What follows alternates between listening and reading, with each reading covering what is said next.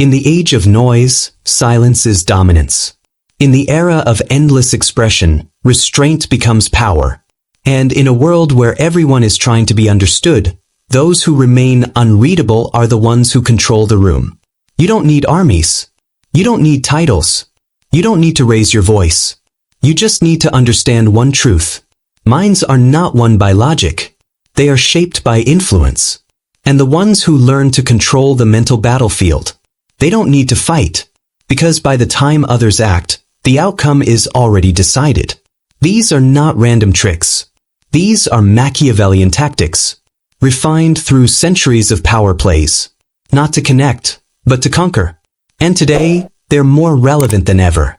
Because in a world of digital dominance and mental exhaustion, control doesn't come from what you say. It comes from what they feel and don't know why.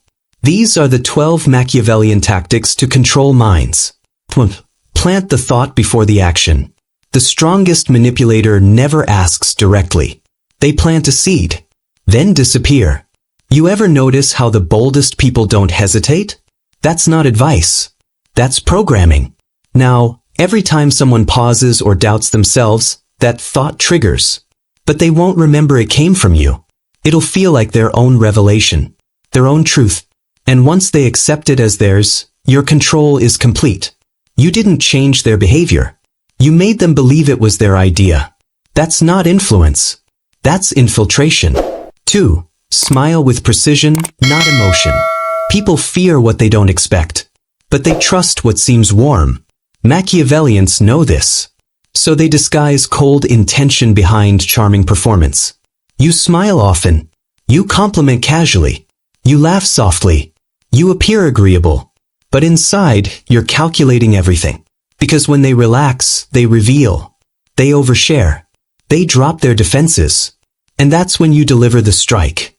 Not with force, but with a single sharp phrase that shifts the entire conversation in your direction. Charm is not honesty. It's a cloak. Use it not to connect, but to control. 3. Build the pattern, then break it. Nothing creates obsession faster than unpredictability. First, you become consistent. You reply quickly. You engage kindly. You seem reliable. Then one day, you don't. You go silent. Your tone shifts. You become colder, shorter, distant. No explanation. No anger. Just a crack in the pattern. And they panic, not because you hurt them, but because you've become unfamiliar. Now they're trying harder, leaning in, questioning themselves, not you. The power lies in that gap. That quiet moment where they realize something has changed, but they don't know why. Now they chase what never even existed. You've created an emotional imbalance, and they'll spend weeks trying to fix it. Give what no one else can, then leave. People don't crave you. They crave the version of themselves that feels powerful around you. So solve what no one else sees. Offer clarity when others offer noise. Be the calm in their storm. Then disappear. Not angrily, elegantly, without warning. Now they feel your absence, not because you demanded attention, but because you became a necessity.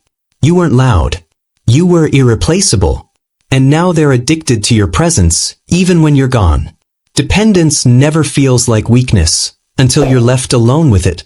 5. Rewire their identity with subtle reflection. People don't know who they are. They define themselves through mirrors, through what others reflect. So you hold up a strategic mirror. You're sharper than you let on. You don't second-guess yourself anymore, do you? You've outgrown explanations. Say it once. Then stop. They'll think about it for days. You didn't give them feedback. You gave them a lens. And now, every time they act, they're seeking to maintain that reflection. You've branded their identity without ever owning it. They rise. They thank you. They fall. They chase your approval. That's not influence. That's anchoring. 6. Blur your motives and become a puzzle. People chase what they can't define. So don't explain yourself. Don't clarify your tone. Don't make your actions easy to decode. Be warm today, distant tomorrow. Supportive in one moment, unreadable in the next. Let them guess. Let them write stories in their heads. Let them analyze silences. Let them try to fix what isn't broken. Certainty creates safety. But confusion? That creates obsession. And once they're addicted to decoding you, you don't need to lead. They'll follow the ambiguity. 7. Leave emotional fingerprints, not just words. Facts fade. Timelines blur. Memories rot. But feelings endure. So instead of trying to impress, make them feel understood, empowered, even if it's all an illusion. And once they feel something around you that they can't find anywhere else, they'll always return. Not because they love you, because they felt something unforgettable. You didn't give them a reason. You gave them a memory. And now they orbit your emotional echo. Mirror their darkness, then offer light. Everyone hides a shadow. The parts they don't show, don't admit, don't understand. So speak to those shadows. You don't trust easily. I see that. You've been underestimated. That's why we think alike. You hide your power. I've noticed. These aren't compliments. They're invitations. Now they don't just trust you. They feel like you're the only one who understands the part they hide. That's intimacy. And once they've shown you their darkness, you become the only one who can lead them out. And no one walks away from the person who made them feel whole, even if it hurts. 9. Speak in echoes, not statements. Most people speak to resolve. Machiavellians speak to resonate. So drop a phrase that doesn't matter now, but will haunt them later. You'll understand this silence soon. One day, this moment will make sense. I hope you remember what I didn't say. These aren't explanations. They're echoes. They don't teach, they torment. And when life eventually proves your silence right, they'll see you not as a person, but a prophet. And obedience always follows prophecy. 10. Let them think they're leading. True manipulation doesn't push. It guides from behind. You nod often. You ask questions. You agree more than you disagree. You let them feel brilliant. But all the while, you're shaping the conversation, one step at a time. And when they arrive at your chosen outcome, they think they chose it, and they're grateful. You didn't lead with force. You led through suggestion. And they don't resent you, they respect you. That's invisible control. That's influence without fingerprints. 11. Leave the ending open. Closure is comfort. Comfort is control lost. So never resolve everything. End with a pause, not a conclusion. There's more I could say, but I won't. I'll let you figure it out. This isn't the time. Now they replay the conversation. They relive every word. They analyze what wasn't said. You've become their riddle. And humans chase what they can't finish. You didn't say goodbye. You left a door slightly open. And they'll never stop walking through it. 12. Let them betray others to stay close. Never ask for loyalty. Let them offer it through betrayal. You don't say, take my side. You say, I trust you'll do what's right. Now, when they lie to protect you, distance themselves from someone else, or defend you blindly, they've chosen you. They've compromised for you. And once someone betrays another for your approval, they can't risk losing you. Not because they love you, but because guilt is a deeper chain than love will ever be. They're bonded, not by admiration, but by what they gave up to keep you. And now, you vanish. No announcement. No final act. Just absence. Not to punish, but to possess. Because the moment you leave, they restructure their thoughts. They replay the last interaction. They wonder what they did wrong. They don't move on. They compare every new person to you. They pause before speaking, hearing your voice in their head. They seek your values in others and feel hollow when they're not there. You're not a memory. You're a filter. Everything must pass through your shadow. They no longer admire you. They adjust for you. They shrink to stay close to your echo. This is not connection. This is control. You didn't ask for devotion. You conditioned them to give it. And when they finally realize it, they won't hate you. They'll hate how much they need you. Because the deepest kind of manipulation is not when they want you. It's when they become a version of themselves you created. And they're terrified of losing it. That's when you've won. Not by presence, but by myth. You are no longer a person. You are the standard. the ghost, the gravity they orbit, even when you're gone. This is Machiavellian power. Not loud, not forceful, but psychological, permanent, and invisible. Because now, you don't need to speak. They speak for you. You don't need to act. They react to you. You've engineered a loop where you are no longer the stimulus. You're the default, the internalized rhythm they now live by. When someone else raises their voice, they wonder why it doesn't sound like you. When someone else praises them, it doesn't hit the same.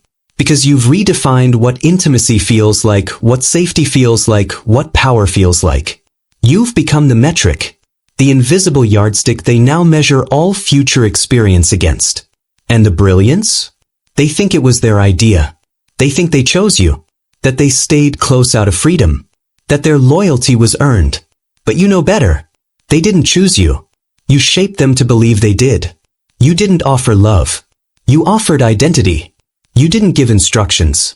You gave them the silence to fill with their own imagination, and that's always louder than truth. Because silence, in the right hands, is a megaphone, and ambiguity, when wielded with patience, becomes a mirror that never stops reflecting. Now they adjust how they dress, how they speak, how they think, not because you told them to, but because of how you made them feel when they were aligned.